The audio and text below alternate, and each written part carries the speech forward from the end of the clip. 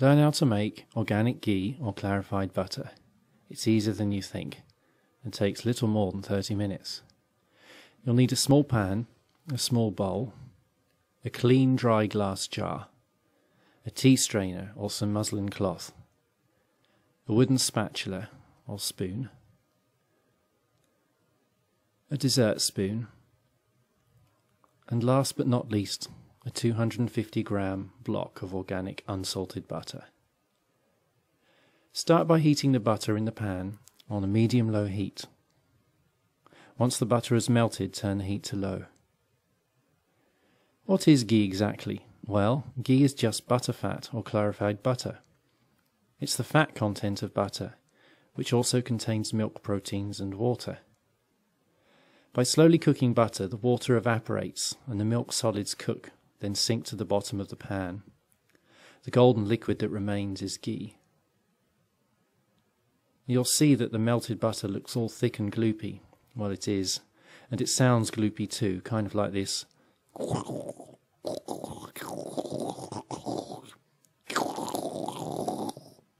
Make sure you stir it from time to time to stop the milk solids from sticking to the bottom and burning. And whatever you do, don't leave the cooker. No sneaking off to check your email or do some housework. You're likely to set fire to the kitchen. Think of making ghee as an opportunity to practice the art of mindfulness. It's kitchen yoga at its best, with the added bonus that you get to eat the result. Now that's the kind of yoga I like. Okay, now we're in business. Notice how the mixture slowly gets less gloopy? Well, it sounds less gloopy too. More like this.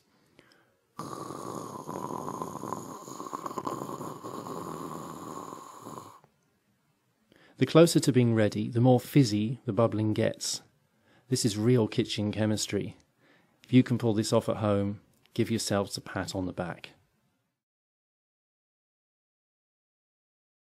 And don't forget to stir the ghee from time to time. You know, once you get used to making ghee, you'll be able to wash some dishes or chop some veg at the same time. But nothing that takes you too far away, so listening to the sound of the mixture is a key element to success. It looks great and smells kind of biscuity. Yummy. Good, we're past halfway. The liquid is much less gloopy and ever so slightly opaque. Don't give up yet.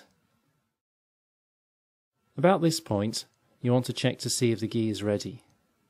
Get the jar and hold it upside down, just over the surface.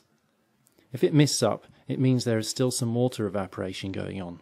Too bad, the ghee isn't ready yet. Wipe off the condensation inside the jar and try again in a minute or two. Give it another minute, then try the jar again. Okay, this time the jar doesn't mist up.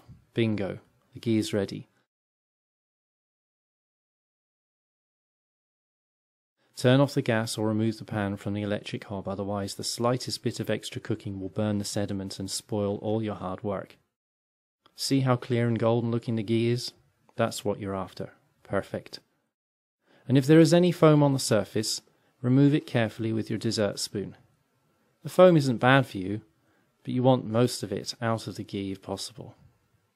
It's normal to see a fine, medium brown, powdery sediment at the bottom of the pan. And before transferring the ghee to your jar, it's a good idea to let it cool down for 5 or 10 minutes. Pouring boiling hot ghee into a cold jar can make the jar crack. I did this one time and managed to melt the plastic on our cupboards. My wife wasn't too happy. Okay, it's time to pour in the ghee. Get your tea strainer, put it on top of the jar, and slowly start to pour the ghee, being careful not to disturb the sediment at the bottom of the pan. When you get towards the end, slow up.